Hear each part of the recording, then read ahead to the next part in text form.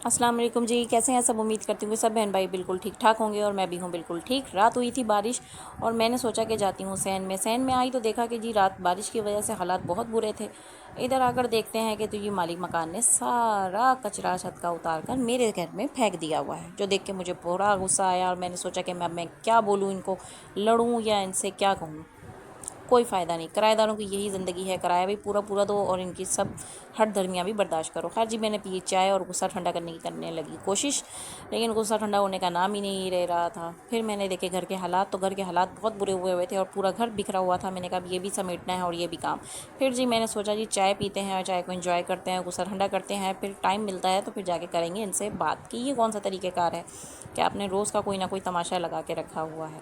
खैर जी, अलमारी साफ़ करनी थी, मैंने सोचा जी आज अलमारी का काम करते हैं। अलमारी खोली और अलमारी के कपड़े निकालने की कोशिश करने के लिए मैंने कोशिश तो करी। खैर जी, अलमारी में से कपड़े निकाले मैंने, ये थोड़ा सा एक नॉर्मल सा आपके साथ मजाक था।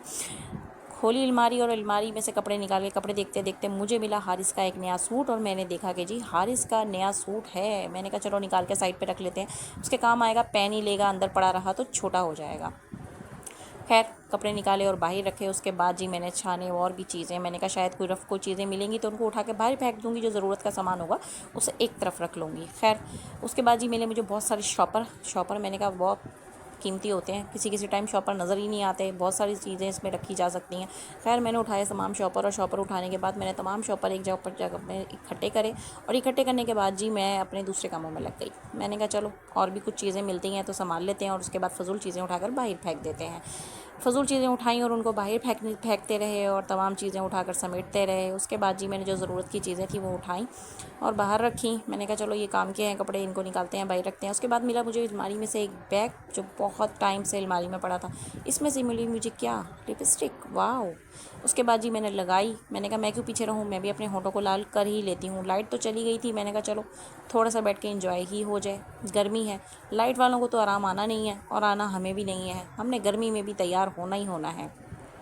औरत कहाँ मौका जाने देती है हाथ से, तो मैंने कहा मैं भी क्यों ना जाने दूँ मौका हाथ से। खैर जी मैंने फिर अपनी कोशिशें जारी रखी कि शायद कुछ मिल जाए दोबारा। इसमें से कुछ ना मिला तो मैंने बंद करा बैग। मैंने कहा चलो जी अलमारी के अंदर दोबारा जाओ, तुम्हारी बाहर कोई जगह नहीं है।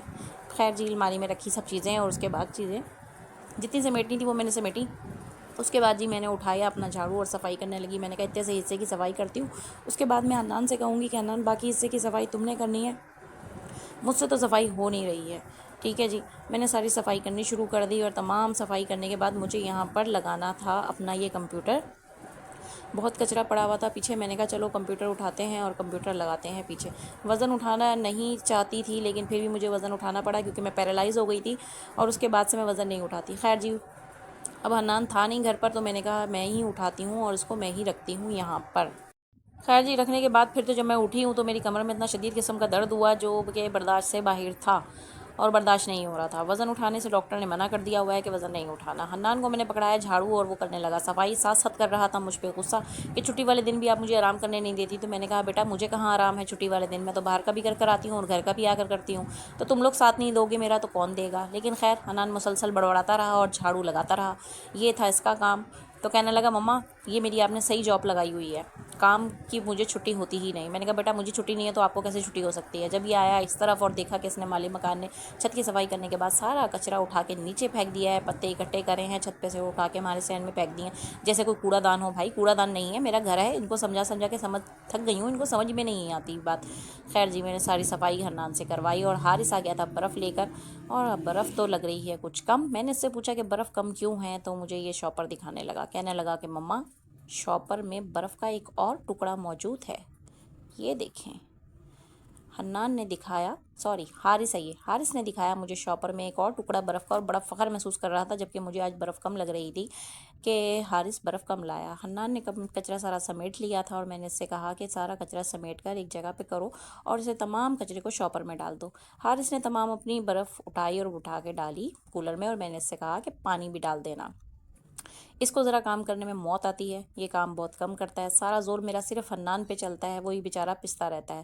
پھر میں نہائی دھوئی جی، مجھے ٹاول مل نہیں رہا تھا، میں نے سوچا اسی دوپٹے سے اپنے بالوں کا جھاٹا چھکا لیتی ہوں، اس سے بھی سکھایا جا سکتا ہے۔ دوپٹہ کس کام آئے گا، کس دن کام آئے گا، کیوں؟ آپ کا کیا خیال ہے؟ آپ بھی ایسا کرتی ہیں یا نہیں کرتی ہیں؟ خیر جی، میرے مجھے یاد آیا کہ میرے تکیے پڑے ہوئے ہیں، تکیوں پہ لحاف نہیں ہے، میں نے پڑی ہوئی تھی ایک چادر، اس کو کاٹ پیٹ کے میں نے اس پہ لگائی سلائی، کیونکہ سلائی مشین تو میرے پاس نہیں ہے، سلائی مشین کے بغیر ہی میں نے کہا ہاتھوں سے ٹانکے لگا لوگوں کے سی لیتے ہیں۔ سینے کے بعد میں نے چڑھائے اس کے اندر تکیے، اور تکیے چڑیس گڑیس کے میں نے اس کے اوپر چڑھائے اچھاڑے، اور بس جی پھر کیا تھا، پھر تو تکیے بڑے لش پش لگ رہے تھے۔ مرد کہتے ہیں عورت گھر میں کرتی کیا ہے، کرتی کیا ہے، کیا نہیں کرتی ہے عورت، یہ بتائیں آپ کو؟ اگر کرنے پڑ جائیں نا، سارا دن کے کام تو آپ کے پڑ جائیں لالے، تو خیر جی، ہم عورتیں ہمت نہیں ہارتی، ہم مسلسل اپنا کام کرتی رہتی ہیں اور کرتی ہی رہتی ہیں۔